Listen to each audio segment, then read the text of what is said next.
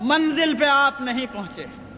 اگر آپ نے چاہا کہ بس ایک بل پاس ہو گیا، خواب خرگوش کے مزے لو، سو جاؤ، تو یہ غفلت آپ کو بہت نقصان پہنچائے گی۔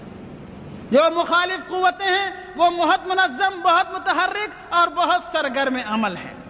ضرورت ہے کہ ہندوستان کے کونے کونے کا ہر مسلمان اپنے طور پر ہر لمحہ باشعور رہے اور ہر آواز پر لبیک کہنے کو تیار رہے۔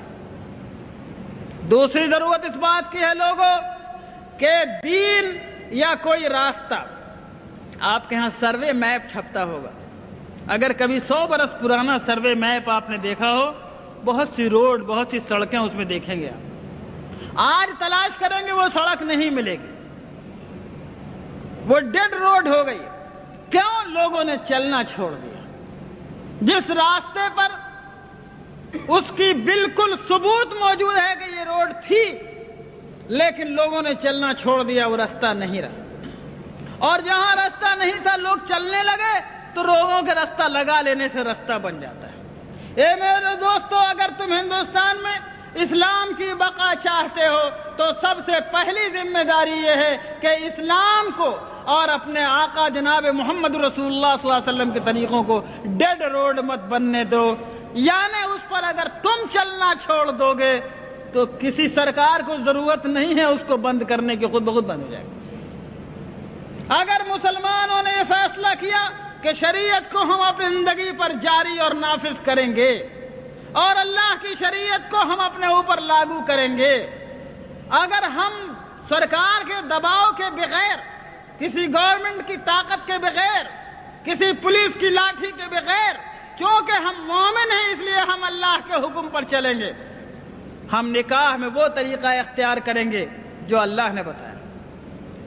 ہم وراثت بانٹیں گے، یہ نہیں ہوگا کہ بہن کا حق مارا جائے گا۔ کوئی تھوڑی بہت معمولی کھیت کی زمین ہے تو بٹ جائے گی، لیکن باپ کی دکان دبئی میں تھی تو یہ نہیں بٹے گی۔ اور شہر میں مکان تھا، مدراس میں اور پٹنہ میں اور دلی میں، تو وہ نہیں بٹے گا، اس میں بہن کو حق نہیں ملے گا۔ غلط بات ہے۔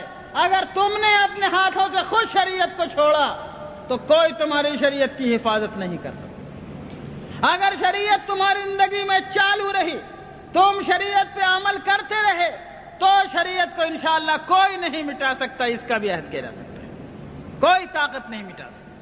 بس پہلی ذمہ داری یہ ہے کہ لوگوں جس طرح نماز کو ضروری جانتے ہو، لوگوں جس طرح روزے کو ضروری سمجھتے ہو، زکوٰۃ نکالنا ضروری ہے، حج نکالنا ضروری ہے، حج کرنا ضروری ہے، اسی طرح لوگوں اللہ کی شریعت کو جہاں تک ممکن ہو اپنی زندگی میں جاری کرنا ضروری ہے۔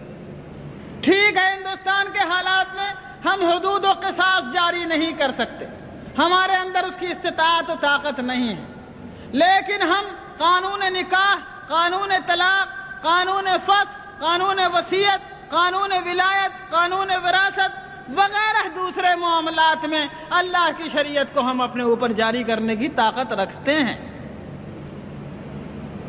وہاں پر ہم کو جاری کرنا ہوگا۔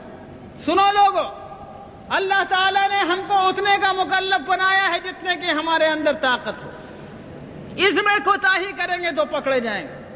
سیدنا امام بویتی رحمۃ اللہ علیہ بہت بڑے عالم گزرے ہیں، فقہ شافعی کے بہت بڑے امام ہیں۔ جب خلافت عباسیہ کا زمانہ تھا، مسئلہ خلق قرآن پر ان کو قید کر دیا گیا جیل خانے میں، ان کے پیروں میں بیڑیاں تھیں۔ جب جمعے کا دن آتا، جمعے کی اذان کے وقت اپنے جیل خانے کی کوٹھری سے گھسٹتے گھسٹتے زمین پر نکلتے اور مین گیٹ تک جیل کے پہنچتے، سارا بدن لہو لہان ہو جاتا، خون سے بھر جاتا۔ جب جمعے کی نماز پڑھ کے لوگ واپس آتے تو پھر یہ اسی طرح گھسٹتے گھسٹتے اپنی کوٹھری تک جاتے۔ لوگوں نے کہا حضرت آپ ایسا کیوں کرتے ہیں؟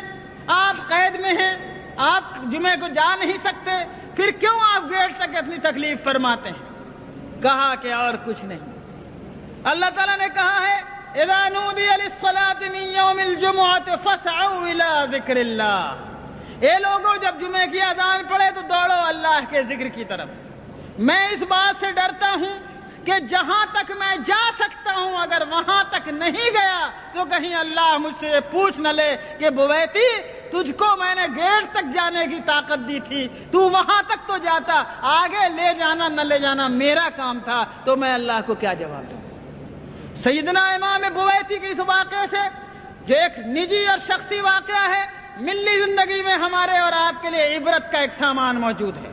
ملت اسلامیہ ہندیہ اگر یہ سوچ کر کے سب کچھ ہم نہیں کر سکتے، جو تھوڑا کر سکتے ہیں اس کو بھی چھوڑ دینے کو تیار ہوگی تو یاد رکھو پورا دین تمہارے ہاتھ سے نکل جائے گا۔